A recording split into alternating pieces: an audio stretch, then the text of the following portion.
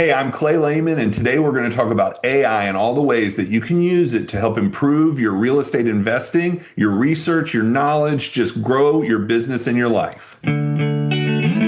Welcome to the Rental Property Owner and Real Estate Investor Podcast, brought to you by the Rental Property Owners Association, where real estate investors have found success since 1968. I'm your host, Brian Hamrick from Hamrick Investment Group. This episode is sponsored by Green Property Management, managing everything from single-family homes to apartment complexes in the West Michigan area. Find out more at greenpropertymgt.com. And RCB and Associates, helping real estate investors and small business owners navigate the complex world of health insurance and Medicare benefits at rcbassociatesllc.com. Hello and welcome to episode 523. Artificial intelligence is changing every corner of real estate, from how we find deals to how we manage properties and communicate with clients. But most investors and professionals still don't know where to start. My guest today, Clay Lehman, has made it his mission to bridge that gap. After decades in real estate and property management, Clay now helps entrepreneurs and agents use AI tools to work smarter, save time, and actually grow their business. We'll talk about what's real, what's hype, and how you can start using AI today to gain an edge in your investing and operations. Clay, welcome to the show. Thanks so much for having me on. I greatly appreciate it. Tell us a little bit about yourself and how you are like now this go-to AI knowledge source. That kind of happened by accident. I feel like so much of not, just saying that and thinking about my journey, a lot of it sort of happened by lucky accident, I guess. I got into real estate in 2005 by joining Pulte Homes as the controller. My background's in accounting, so I'm not exactly, coming straight into real estate. And then, as you mentioned, have spent a long time in various aspects: retail, real estate, property management, REO management for those years that it was hot and heavy. And now a title company has been my most recent venture in the real estate world. But I've also been a real estate investor since 2013. And, how I've sort of come into this role as being an AI knowledge source. I won't go so far as to say expert just because it's such a broad topic. But about 2 years ago, I entered into, wanting to learn more about AI specifically so that I could automate certain parts of my title business. But as I dug into it more and started to understand how it's such a, force multiplier, I think has been sort of my favorite cliche to use. It just unlocked parts of my brain that have been dormant for years, creativity being one of them. There's so many great things you can create using AI. I write 2 blogs a week now. I wasn't writing any blogs before, not because I didn't have ideas, I just didn't have time to execute. And I didn't want to trade my authenticity for outsourcing it, to someone else. And so now I've built tools that help me create in my voice, almost, I think of it as a writing partner.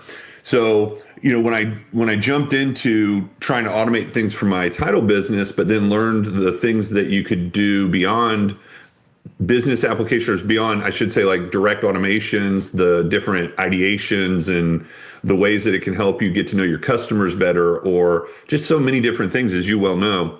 I started to see intersections with the agents that I was working with, as a part of my title company. I was trying to, my spiel is that I want to help you grow your business. And I was seeing that we could leverage AI to help these people grow their business. And it sort of morphed into now I'm taking on coaching and consulting in the arena, and then I'm having a blast just sharing what I'm learning on my Facebook page. I want to make sure that we pack this episode with as much like useful, hands-on, like what are you doing with AI right now? I mean, you talked about your title company, your agents. Like, tell us kind of what is the basic threshold of what you expect from your agents when it comes to AI, and then we'll kind of go from there. The first thing that I would encourage people to use AI for is learning. Our access to knowledge, starting when the internet was adopted in the late 90s and early 2000s, our access to information exploded. With AI, our access to interpreting and learning data has now exploded. So one of my favorite tools right now is Google Notebook LM. And one of the things I love about all of Google's products is that I'm a workspace user, but even with just a free Gmail account, you get access to some amazing AI tools. So if we're talking about someone that's just getting into AI, I would take any topic that I need to learn about. So maybe it's a new neighborhood, a new, product I'm investing in for the first time. Let's say I haven't done multifamily before and I want to learn more about those best practices. I would go to Google Notebook LM. I would start a new notebook, and then I would use the Discover feature in Google Notebook LM. That's basically like opening a Google search. And so you just tell it best practices in multifamily investing. And it goes out and searches the web and brings back sources to populate your notebook. And then you can take those sources and create a very specifically crafted learning plan. Google Notebook will create for you flashcards, quizzes.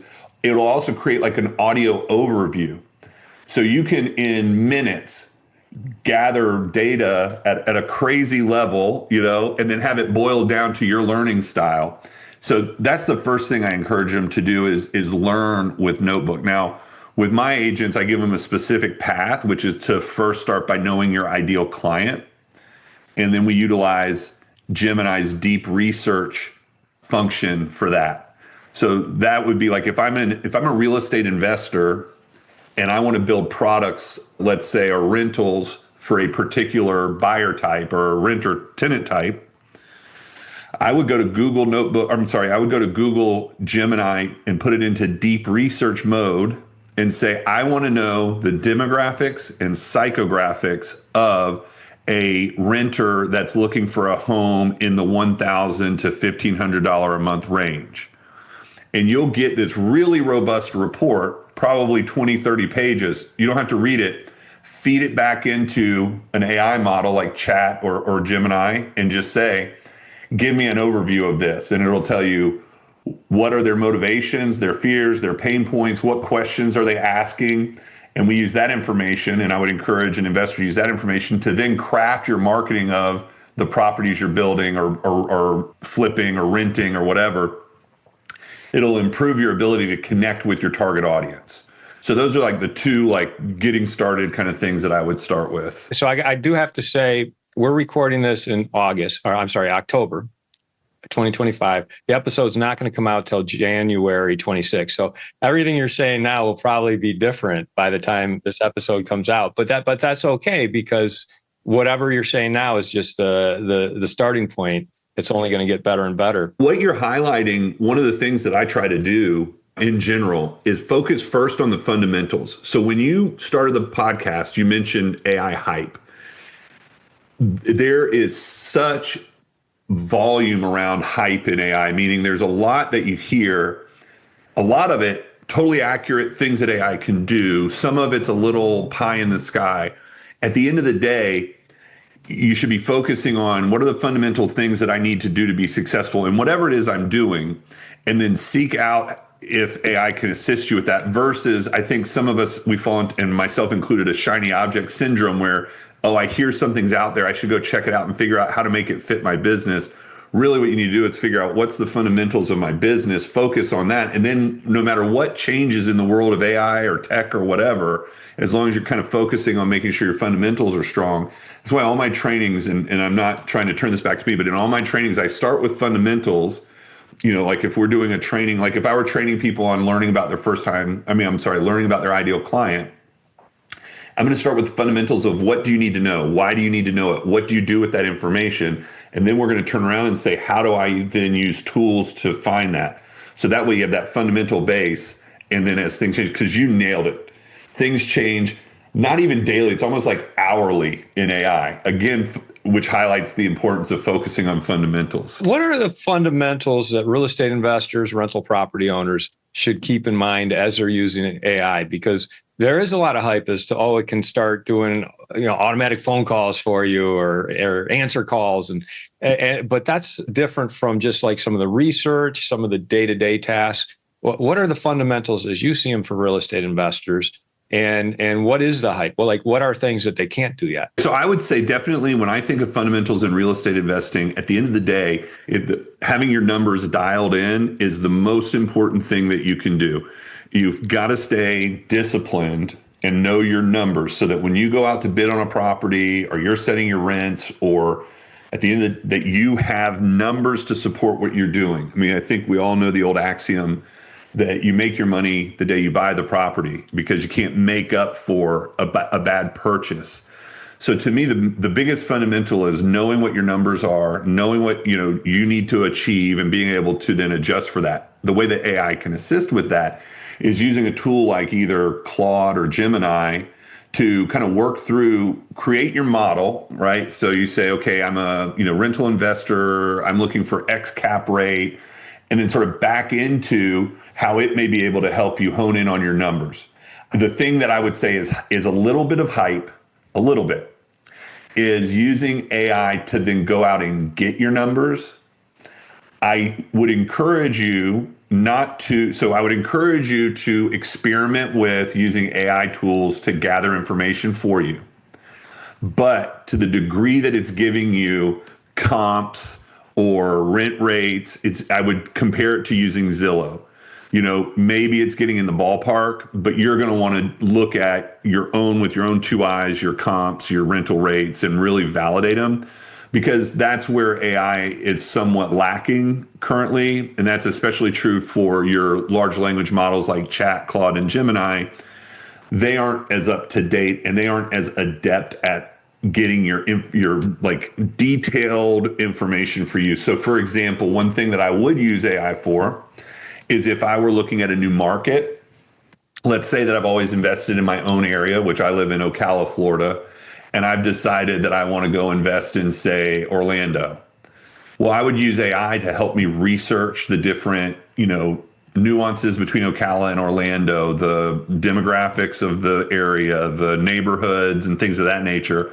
But when I was looking for that granular, data on comps, or if I'm getting ready to buy a house, I'm not saying I wouldn't do a search in AI to kind of help me find the information that I need, but then I'm going to go behind it and validate that, that the comps it chose were the best, or that the information is accurate. I'd like to take a moment to tell you about Green Property Management. Not only do they manage everything from single-family homes to apartment complexes in the West Michigan area, they also manage my entire portfolio. So I can tell you from personal experience that their unique flat fee management style is worth a closer look. If you feel that your property isn't operating to its fullest potential, then Green Property Management can help you take a holistic approach that will save you money, eliminate your headaches, and increase your net income. And if you're a property manager interested in applying Green Property Management's model, give them a call at 1-866-95-GREEN or visit them on the web at greenpropertymgt.com. If you're thinking of leaving your W-2 job and becoming a full-time real estate investor, one of the greatest costs you must consider is healthcare for you and your family. When I made this transition myself, I found the whole healthcare insurance process to be confusing and frustrating. That's why I'm glad I met Chad Creasy at RCB & Associates. Chad is a professional health insurance agent who helps real estate investors and small business owners understand and choose their best healthcare options. And best of all, his services are covered by the insurance company and won't cost you a dime. If you live in Michigan and are expecting a change in your healthcare insurance coverage for any reason, or losing employer coverage or transitioning into Medicare, then you owe it to yourself to contact Chad Creasy at rcbassociatesllc.com. I have a subscription to CoStar, and anytime I pull a report from CoStar, that's supposed to be aggregating all the data out there. But I so many times I'm like, I know that's wrong. You take it with a grain of salt. It's an indicator. I think we've been doing this long enough. We've probably both had the promise of, we have the best aggregated data in the market. It's all accurate, whatever.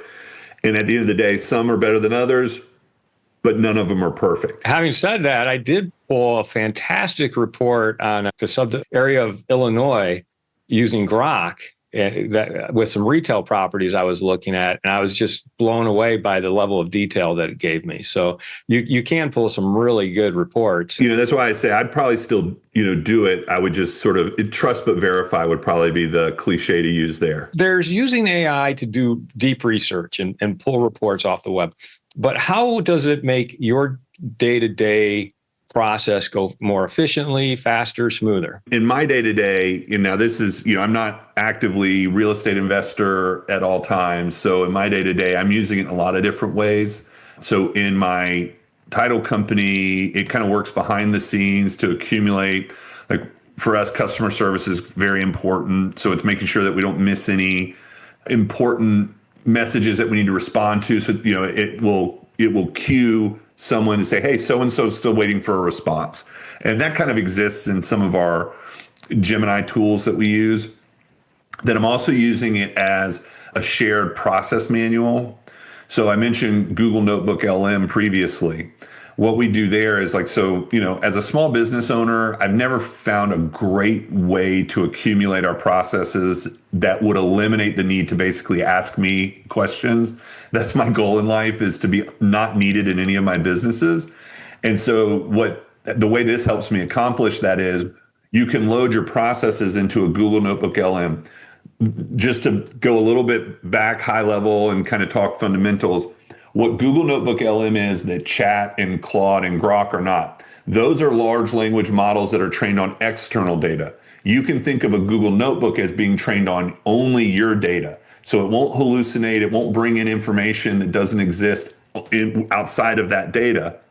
So for our processes, our team can now go in and say, okay, how do I process an earnest money deposit?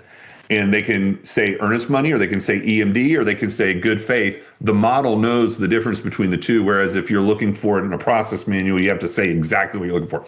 Anyways, it makes it so it's a natural chat for my team. The next evolution will be making chatbots to go outside of our business.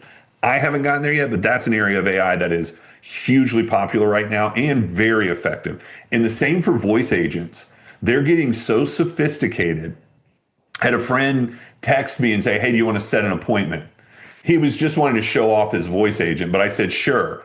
And like 30 seconds later, I got a phone call and I had a conversation. And when I hung up, he texted me back and was like, I bet you didn't know that was AI.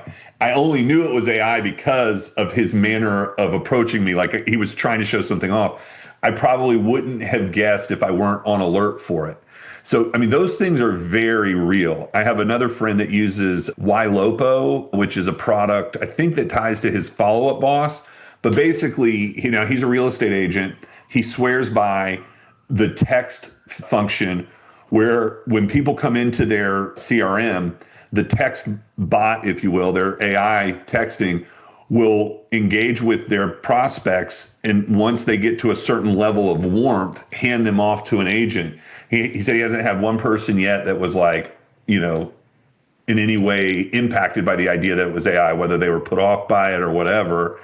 He said it's a very natural way to keep your leads warm without your input. So I could see that being very effective, especially for wholesalers or people that are constantly calling people to try and get deals going. You could train, I almost said easily, I don't know how easy it is, but you can train an AI voice agent to make those initial phone calls for you. That's kind of the hurdle there, isn't it? Because this technology is possible. You can have an AI agent make infinite number of calls and have all these conversations, and it's very realistic.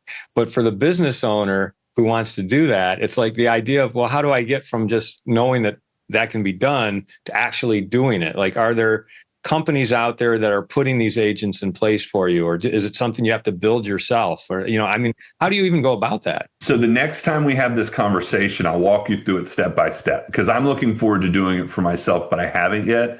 The short answer to your question is there are 100% companies out there that will do that for you. I don't know who's better than whom or whatever. I'm sure you could figure that, you could find that online and have your AI help you find who the right person is. I'm going to use Go High Level. So that's the CRM. So we use Go High Level in my business, and it's very robust. It does your front end website, your CRM, your drip campaigns, your landing pages, like everything's all in one. And one of the tools it has available to you is an AI chat and AI agent. I haven't had the opportunity yet to engage in that. In one, I'm kind of proud of myself because I'm trying to like maintain focus on a day-to-day basis with all of these amazing tools coming out all the time. I'm trying to like keep one foot in front of the other and not let that old shiny object syndrome make me ineffective. Aside from having the agents that are AI that can make calls and do customer relations, what else are you looking forward to using AI for that will help improve your business and bring you into the 22nd century? I'm looking forward to automating more of our administrative tasks. So now I've been a huge advocate of automation long before AI, or I say long, I mean, in about 2017 or 2018 in my property management business, we automated as much as we could. And I was scared to death that it was going to undermine our customer service. Because you always feel like those are on a spectrum, where on one end is doing everything manually, but your customer service and your personalization is like through the roof.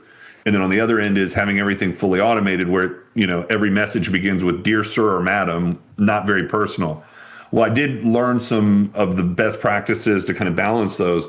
But dude, AI takes that to the next level where instead of just being like, I have some smart tags that will let me fill in someone's name, AI can, kind of act as your second brain where as long as you're, kind of, and not even really, I was going to say, as long as you're logging the information in your CRM, as long as the CRM has access to your email, it has the history of the conversations you're having with this person so that when it reaches out, it could be like, instead of saying, hey, dear valued business owner or dear valued, landlord, it could say, hey, Clay, how's it going? I know the last time we spoke, we were talking that you were looking for other properties. I wanted to make you aware that this property's now become available and it fits these criteria. Like it gets super ultra personal. I'm looking forward to engaging in that. I just haven't set up those infrastructures. Again, things are possible and they may even be simple, but they're not easy, meaning they may be something you can set up and it's not overly complex, but it's, there are still steps you have to take. I'm always cautious of handing anything 100% over to any tool, automation or AI or whatever, if it's customer facing. That's the last thing that I want to do. I mean, there was a story maybe a month or two ago about a company that had handed their entire customer service over to an AI tool. And they had a glitch where they sold licenses, and those licenses were supposed to be good for multiple people. There was a glitch in the system that was restricting the licenses to one person.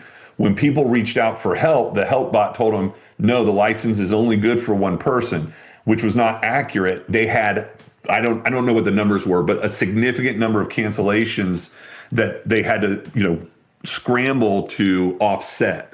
And so I'm not a fear monger. I definitely am I try to be on kind of the front end of adopting change, but just things like that, I always try to keep in the back of my mind. And I've made them on a much smaller scale, but I've made similar mistakes in the past where I've too early trusted an untested product. AI is definitely, it's being tested, et cetera. It's moving fast. So I guess the kind of boil that down moral of the story is, adopt change, but do so in a manner that's responsible and don't take your hands off the wheel until you've thoroughly tested that process. But that's what I'm looking forward to, is maybe making it a little more ingrained in moving things. I hate inefficiency. I swear one of the things that drives me crazy in life is when, you take information in and then you have to enter it in 4 or 5 different places, the exact same information over and over and over and over and over again. So things like Zapier and Make, they kind of make it so that even if your systems don't natively talk to each other, you can make them talk to each other. But again, AI can help bridge the gap even further. Those are the things I'm looking forward to, is just reducing inefficiencies. So let me tell you what I'm dealing with today, and you tell me if there's an AI that could solve this for me. So I have a SREO, which is a schedule of real estate owned, and I'm doing a refinance into a Fannie Mae loan, and Fannie Mae has their own SREO form, which is very similar to mine, but I have to take all the information from my form and put it on their template. Anytime I try to do anything with spreadsheets and ChatGPT or Copilot or whatever, I get a jumble and it doesn't make any sense. Is this something that AI could help me with? So I would try Claude. It seems to do better with spreadsheets than the other tools. It does struggle a little bit with mapping information. Not just Claude, but AI in general can struggle with mapping information. What comes to mind for me is I'd probably upload the completed form that I have, the blank form I don't have, and then ask it to create, extract, like basically not map the fields, but give me an output that says, in order of what I have to fill in on the new form, the information from the old form. That would speed you up a little bit. I don't think you'll have luck saying, fill this out for me. What you might, but wait, there's more, my friend. Actually, here's what I would try. Okay. Perplexity. Are you familiar with Perplexity? Awesome. Okay, so Perplexity has released their own agentic browser called Comet. Dude, Comet does things that will blow your mind. So what I would do is I would open Comet, and it's free. Like, I have a Perplexity Pro account, but they just announced that now the Comet browser is free. What I would do is I would have the new form in front of me open in a Comet browser session. And then I would feed it the old form Comet has an assistant. Open the assistant window, which is just like a little chat window. Attach your filled out form, and I would ask Comet to fill out the new form. I bet it could do it. The agentic AI, that's really what you're talking about. The other option would be Manus may be able to do it. Manus is an awesome tool. It's agentic AI. And I guess I've used that term a couple times. Maybe it would help to step back and define what is agentic AI. So normal AI like Chat and Claude and Gemini and Grok, you give it a request and then it comes back with an answer, and then you give it another request. So if you have a task you want to complete that has multiple steps within that task, it's on you as the user to go task by task by task, or step by step by step. With agentic AI, you're giving it the outcome you want, and then it's completing all of the tasks to go from beginning to end to complete that task. So you might say to Manus, like, for example, my sons, I have twin 19-year-old sons that just started a landscaping business. So I went to Manus and I said, hey, build me a business plan for a new landscaping business in Central Florida. And so it went out and it did a SWOT analysis to create a competitive, what's the competitive landscape look like? What are the pieces of content that resonate with your ideal client? Who is your ideal client? It goes through all of the steps to create. So it was a business plan, a marketing plan. It even created a website that I could have used. Now, that deploying the website's a little complicated, but in this case of what you're trying to do, I would give it both forms, and I would say, Manus, take the info from form 1 and fill out form 2. And it may be able to do that, again, because it's the agentic AI. That's really what you're looking for in a situation like that. So Manus or Comet through Perplexity use their agent or their assistant. That's correct. And Manus is free. You get a limited number of credits, and you can go through them somewhat quickly, but you can generally get a task like that done without eating up all your credits, or you can sign up for it. But one trick with Manus, okay, that someone told me, and it's been a lifesaver, and that is it has a chat mode, meaning it has an agentic mode and it has a chat mode. The chat mode is 100% free. So if you're just like chatting with it, asking it questions, whatever, put that in, make sure it's in chat mode so it doesn't cost you credits. If you need it to do any sort of task, it'll flip over to agentic mode. But you can use, and it's built on Claude, so it's a really good chat engine. So that's something for people that are just dipping their toe in and don't want to spend a bunch of money. You can use a free engine like Manus. Clay, tell our listeners how they can get a hold of you, find out more about you. I know you do some training, so please feel free to promote whatever you'd like. A lot of my content goes on my Facebook page, both my personal Facebook page, which is just Clay Lehman, or I have a free Facebook group called Unstuck AI, where I share AI tips and business information. But the big thing I'm doing there is I do a weekly training every Thursday at 11 a.m., totally free. It's usually about an hour where I try to dive into some business issue, kind of the fundamentals of what we're addressing, and then the AI tools and tactics and tips and tricks. The whole idea behind the group is just learn, do, and teach. I love to learn new things. I love to do them, and then I love to show them to other people because that's how I feel like you learn best. So that's really the easiest. The other option would be on my website, which is www.imclaylehman.com. Best starting place, probably my Facebook page. What's your go-to AI? What do you use most of the time? Honestly, it's so funny. Like, I would say even as recently as 60 days ago, I would have scoffed at this idea. Gemini is my go-to. Google Gemini, and the reason is there's a number of reasons. One is, as a Google Workspace user, it's included. I almost said free, but when you pay for things and they're included, they're not free, they're included. So anyways, it's included with your workspace. But not only that, it's integrated with your workspace. I've lived in Google Workspace for the last 13 or 14 years. So I have tons of data in there. And now with Gemini layering over top of my Gmail or layering over top of my Google Drive, I can extract information or leverage information that I wouldn't have been able to in the past. Additionally, it's a very versatile tool. So similar to chat. Chat, I would say, is number 2. Very versatile. In Gemini, you can do a regular chat, a deep research chat. You can create images. It does a great job of image generation. You can do all kinds of different things under that one umbrella. So Gemini is where I spend most of my time. Obviously, I've got Gmail and I've been a Google user for a long time, but it seems like they haven't made it as user-friendly or just as intuitive as ChatGPT. That's why I would have not thought this to be the case not too long ago. I was extremely excited when Gemini was sort of first put out there. And every time I engaged with it, I was disappointed. I would go and I would say, hey, can you do this for me? And say, I'm sorry, I can't do that right now. I'm like, that's basic. But that has all changed. They have come on ridiculously strong in the last 60 days. Every release is just creating these incredible things. So yeah, Gemini is my go-to right now. And I just had this conversation with ChatGPT this morning because I got the notification from Perplexity. Hey, you come use our new Comet web browser.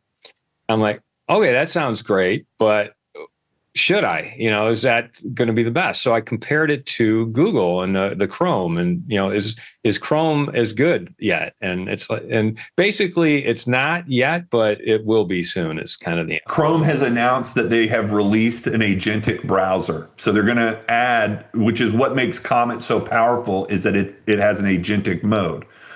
I mean, what I love is like when I'm using Comet and I give it a task, it takes over my screen. Like that's the thing. Like it can click, it can move things around, it can do things that you just don't expect. So they've announced that Chrome is agentic, but they haven't released it yet. So I haven't seen it. I'm looking forward to that because I do like to try and keep my tech stack thin. So if I could like go, okay, Chrome is doing everything that Comet does, but right now I'm telling you, don't ask Chat, ask Clay. Comet is amazing. I would highly encourage you. Like a simple example, I needed all of my blogs. I have 5 pages of backdated blogs or whatever in my website, but I don't do a great job of keeping a list of them. So I opened my blog page with the Comet Assistant and said, please create a table with the name, description, and link to each of these blogs. And like a minute and a half later, here's your table. And it went, and what I was saying is, they're not all in a row on one page. It had to click through 5 or 6 pages to get all of them. And to get a description, it had to click on the blog.